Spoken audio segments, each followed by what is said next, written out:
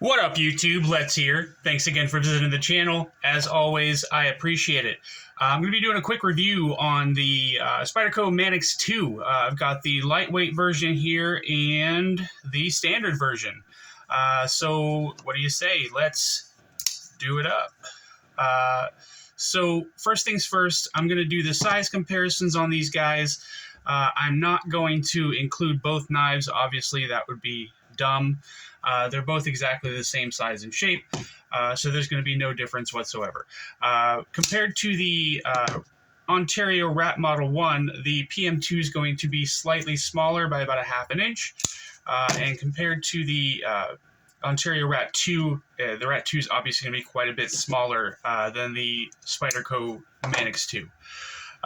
The Demko knives, compared to the 8020S, we've got quite a about the same difference as the Spyderco Para 2. It's about a half an inch bigger, and the 8020.5 is obviously going to be a little bit smaller than the Manix 2.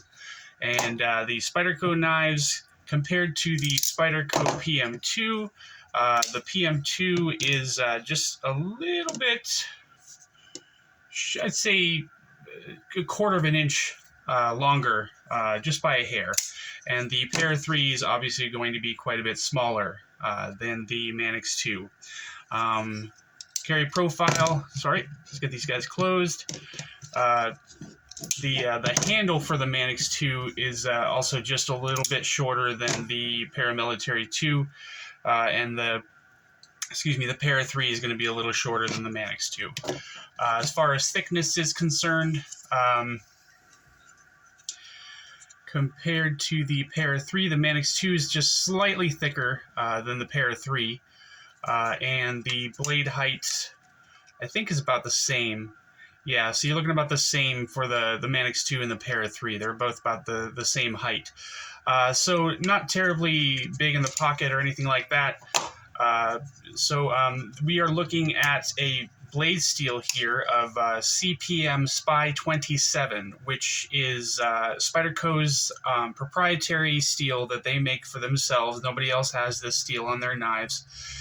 And we've got a leaf-shaped blade, or a drop point blade, sometimes they call it, for this knife. It's got a full flat grind. There is no blade play whatsoever, up, down, left, or right on this knife at all. I'm getting the blade all marked up here. And we are looking at T8 hardware for the pivot, and with the standard PM2, we're looking at T8s all the way around. So actually, that might be a T10. Let me look here. I forgot to look at the specs before I looked this up. I just thought it was all T8s all the way around. Let me just double check here. Sorry, guys. And nope, I'm sorry. The pivot is a T10, and the body screws are T8s. On the lightweight, it is a T8 for the pivot. But there's no body screws on the lightweight. It's riveted together, so you can't take it apart, which is actually my least favorite thing about this, the lightweight version of this knife. So again, on the lightweight, you've got a T8 on the pivot, and you've got a T10 on the pivot and T8s for the body screws. I don't remember what the pocket clips screws were. I think that Spyderco has moved up to using T8s for their pocket clips, but I could be wrong. I'm fairly certain that this knife came with T8s for the pocket clip screws. The pocket clip itself is a stamped stainless steel pocket clip. For the lightweight version, the scales are FRN or Grivery, with Spyderco's multi-directional milling or multi-directional texturing, just to allow you to hold on to the knife a little bit better. The G10 version obviously is just flat G10. There's peel ply texturing on that, which Spyderco's peel ply texturing is absolutely my favorite in the world. I like it a lot. Both of these knives have stainless steel liners. For the lightweight version, the liners are nested. And for the standard version, they do make versions with nested liners, but this one is just standard. I'm not sure exactly how you call it, but it's not nested liners at all. We are looking at cage bearing lock for this knife, which works very, very well. It's a super strong lock, and it's, it keeps your fingers out of the path of the blade when you're closing it. It's a very safe lock, very reliable and dependable. I like the cage bearing lock a lot for this knife. The pivot is running on phosphor bronze washers. Originally, I thought they were bearings, but they're not. They're phosphor bronze washers for sure. The deployment on this knife is great. With the Spidey hole, it pops right out. There's no problem at all with that. You don't really have a detent just because of the way the bearing or the lock is set up, but it's a really good knife nonetheless. The lockout is very, very good. As I said, no blade play, left, right, up, or down, and the lock is very, very strong. The disengagement is good too with this knife. All you got to do is pull back on that lock. It disengages the lock and allows you to flip it closed with a little bit of wrist. Sometimes you can get Spydercos to drop shut, but I don't really worry about that too much. As long as it's not grinding, as long as it's not like super hard to close, like you have to like flick your wrist really, really hard, then it's not a big deal to me at all. There is plenty of jimping on this knife.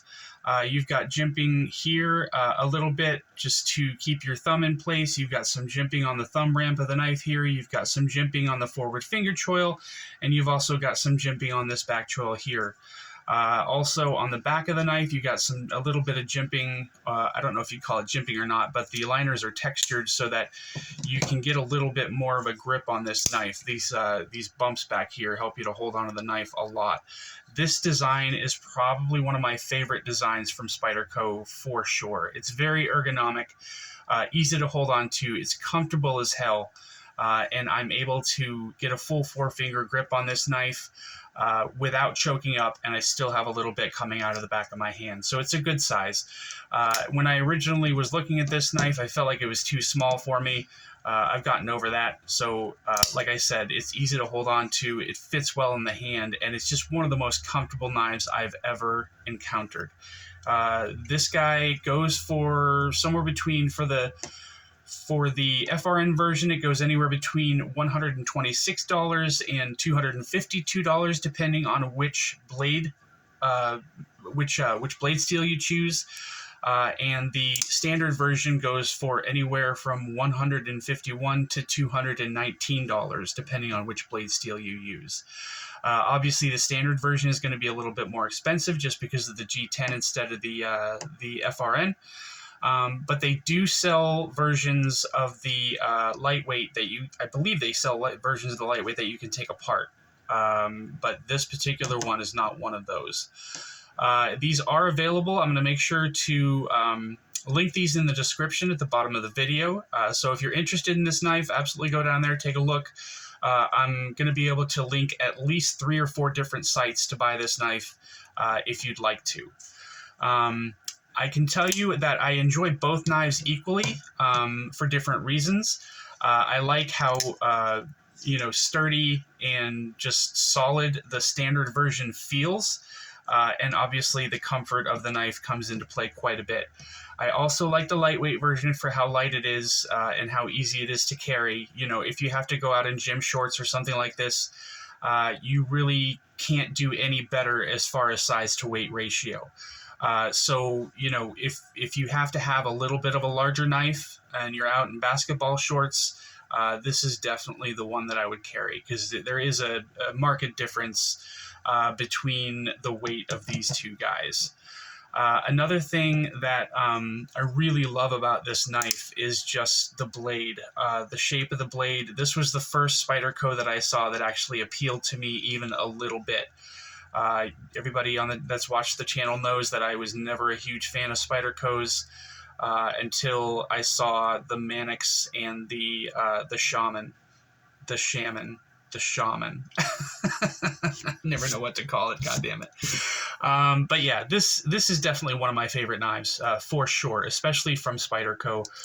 It's so easy to use. It's so fun to use. It's comfortable. It's utilitarian. It's so utility focused. It's not even funny. I mean, that's the case with most Spyderco knives. There's really no frills on these things. It's made to be used, and there's really nothing else that they focus on. They make sure you can open it easily, they make sure that you can close it easily, and they make sure that it works well when you're using it. So it's one of the greatest knives that I can think of when I'm thinking about, good knives. People ask me, what's a good knife, in a little bit of the higher price territory. And this is one of the first ones that comes to mind for sure. I think that's it, guys. I can't think of anything else really to tell you. If you enjoyed the video, please do me a favor, like and subscribe. I'd really appreciate that. But stay up, y'all. Take it easy. Bye.